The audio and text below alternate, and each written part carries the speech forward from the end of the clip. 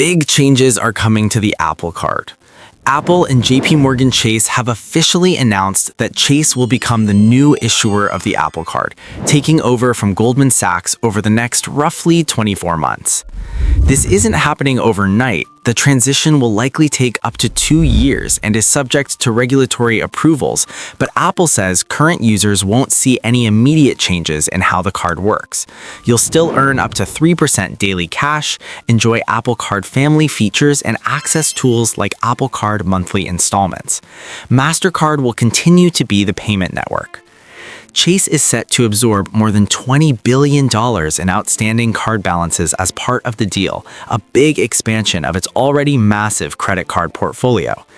Meanwhile, Goldman Sachs will step back from issuing Apple Card, part of its broader move away from retail banking.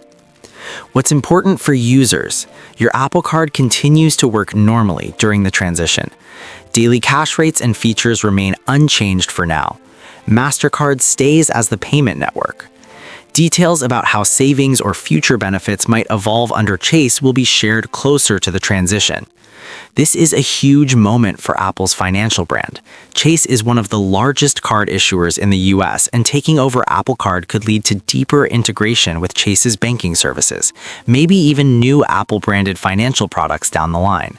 For users, the key thing is stability right now. Nothing breaks and your benefits stay the same.